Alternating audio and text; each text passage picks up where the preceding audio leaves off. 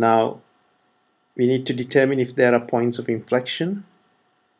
Well, to find points of inflection, we need to differentiate y twice.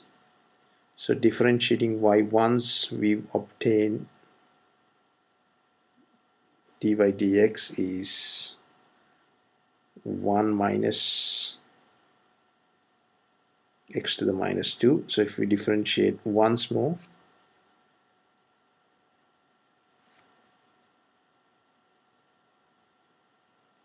derivative of 1 is 0.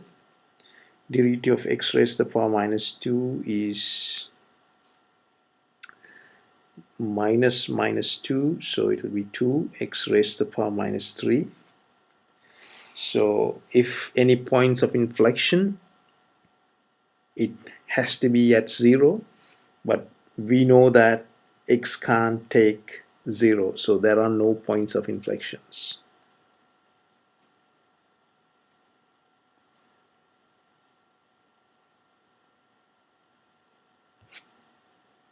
There are no points of inflection.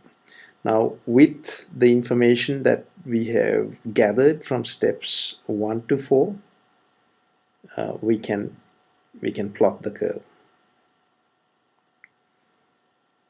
We know that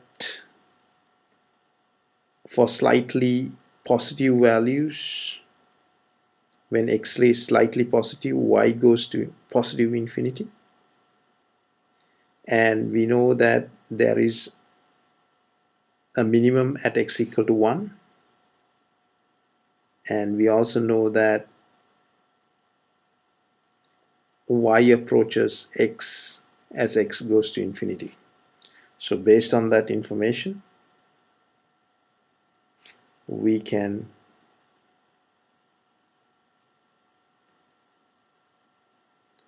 draw this part of the curve. We can see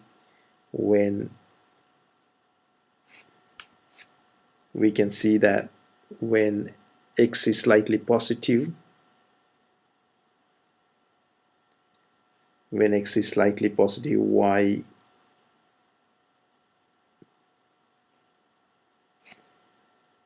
y goes to positive infinity when x is slightly positive, and when x goes to infinity, y approaches x. This line here is y equal to x. So the curve never touches the asymptotes but gets arbitrarily close to the asymptotes.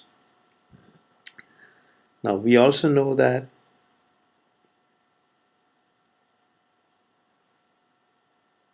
when x is slightly negative, y goes to negative infinity, and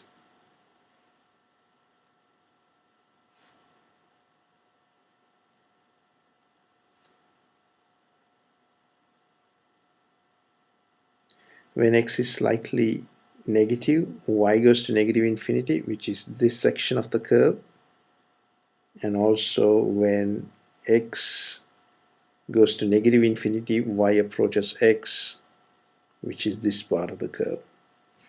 And we know there is a maximum at x equal to minus 1, which is this point of the curve, and we also know the curve has a minimum at x equal to 1, which is this part of the curve.